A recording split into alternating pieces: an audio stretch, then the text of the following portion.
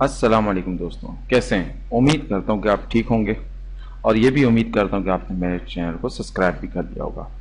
आज का जो हमारा टॉपिक है वो सबसे इम्पोर्टेंट यानी कि आप इसे सुपर इम्पोर्टेंट टॉपिक कह सकते हैं इस पूरे ट्यूटोरियल्स, और ये वाकई सुपरमैन की तरह काम करता है। अब कैसे सुपरमैन की तरह काम करता है और ये क्या चीज़ है, इसके लिए देखते हैं। इसका नाम हम रखते हैं एक्सटर्नल लिंक शीट। ठीक है, कैसे सुपर है? सबसे पहले हम इंडेक्स के पेज में जाते हैं। मैं यहां अपने पास एक हेडिंग लिखता हूं और इसे क्लोज भी कर देता हूं। अब हेडिंग में मैं लिख देता हूं न्यू कार। आप कुछ भी लिख सकते हैं, ये मैं अपने एग्जांपल्स के लिए न्यू कार्स लिख देता हूं। अब देखें, आपको याद होगा कि एक और काम भी कर लेते हैं, थोड़ा बड़ा कर देते हैं इसको ना, इजी हो जाए। पैराग्राफ एक बना देते हैं और एक पैराग्राफ और एक बहुत है। अब इसी को मैं उठाकर कॉपी करता हूं और कॉपी करने के बाद मैं अपने सेकंड पेज के अंदर भी इसे बॉडी के अंदर पेस्ट कर देता हूं। जब मैं इसे पेस्ट करता हूं तो एक लिंक भी बनाते हैं। लिंक बड़ा इंपॉर्टेंट है, लिंक वेब पेज को आपस में जोड़ेगा। एक लिंक भी बना लेते हैं। लिंक क्या था, याद है कुछ?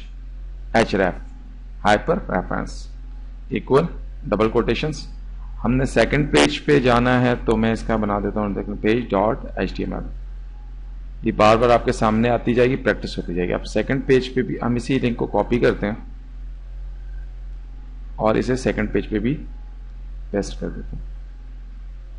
यहां सिर्फ ये कर देते हैं कि यहां हम इंडेक्स कर देते हैं इसको और इसे सेव कर देते हैं।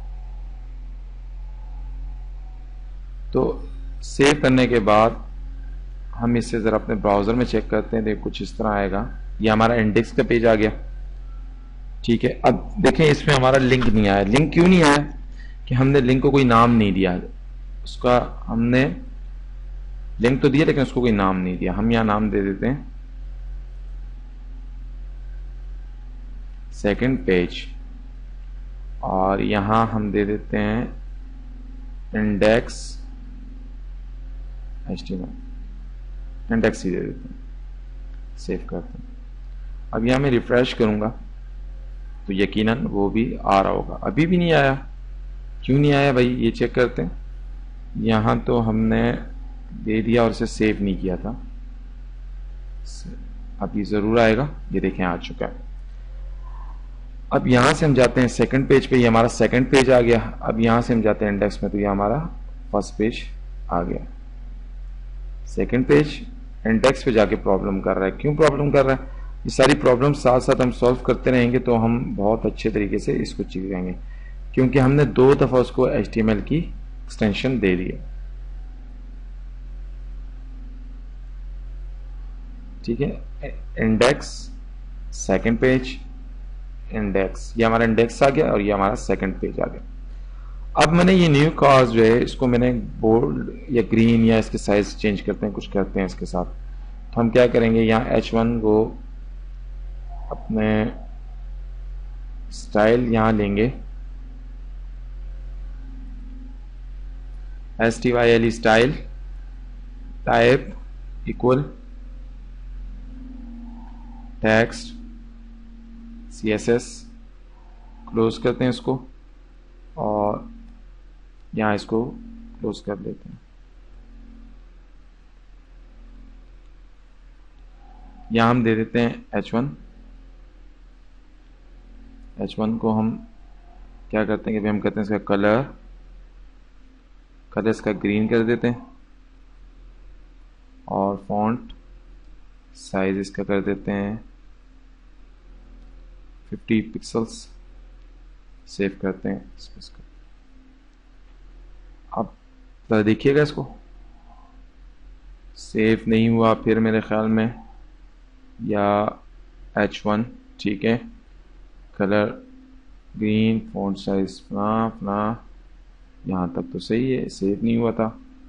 अब इसे रिफ्रेश करते हैं तो कुछ भी नहीं हो रहा। असल में हमने सेकंड पेज पे इंप्लीमेंट किया। तो ये देखें ये कलर चेंज हो चुका। इसको फॉन्ट और बड़ा कर लेते हैं। यहाँ हम सेकंड पेज पे थे तो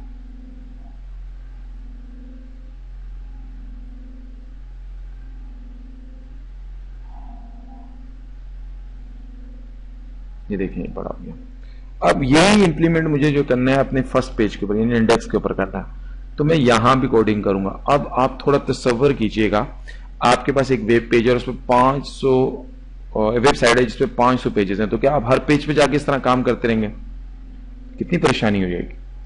हर हेडिंग को आपने कलर देना है, हर पैराग्राफ को। कभी बॉस आया उसने बोला नहीं भाई मुझे हेडिंग से कलर अच्छे नहीं लग रहे, इसको आप ब्लू कर दें, फिर हर एक पे जाके ब्लू करना। तो इसके लिए जो है ना एक्सटर्नल लिंक शीट इस्तेमाल होती है। मैंने ये अपने फोल्डर के अंदर बनाई हुई थी स्टाइल के नाम से, ये देखिए। इससे मैं नोटपैड के थ्रू खोल देता हूँ और इसे मैं सब कुछ खत्म कर देता हूँ। ठीक है, या हम काम करते हैं, हम एक और शीट बना लेते हैं, छोड़ें उसे। हम इससे बनाते हैं और यहां हम कोई भी इस तरह के स्टाइल वगैरह के टेक्स्ट नहीं देंगे। हम यहाँ डायरेक्ट लग जाते हैं कि भाई हमें H1 जो है ना वो चाहिए, बाकी इंप्लीमेंट वही है। कलर जी इसका हमें चाहिए रेड, बैकग्राउंड चाहिए इसका बैकग्राउंड कलर हमें जो इसका चाहिए वो चाहिए येलो, और फॉन्ट साइज जो चाहिए वो चाहिए 100 पिक्सल्स, और इसे सेव कर देते हैं।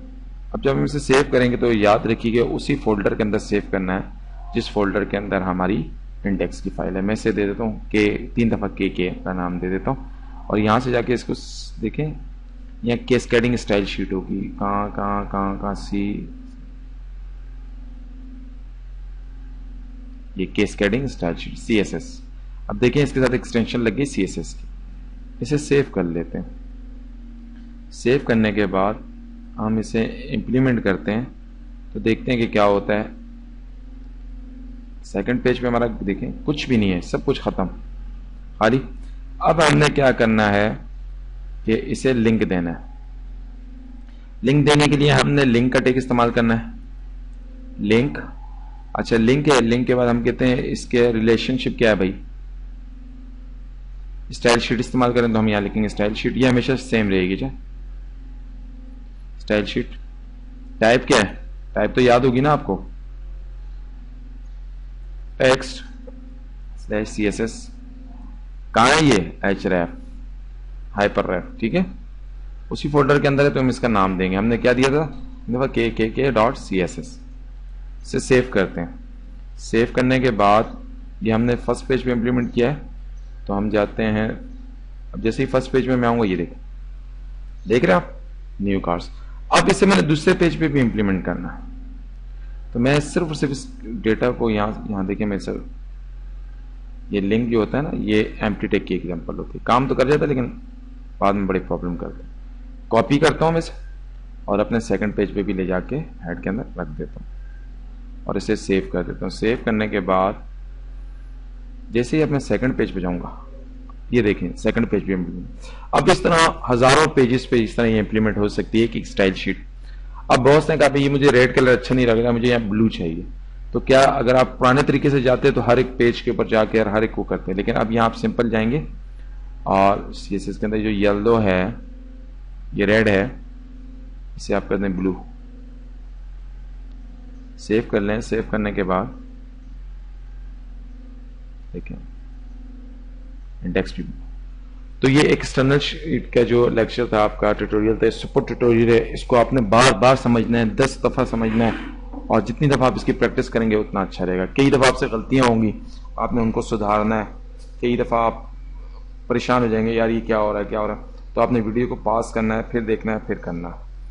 इजाजत दीजिएगा, अल्लाह हाफिज।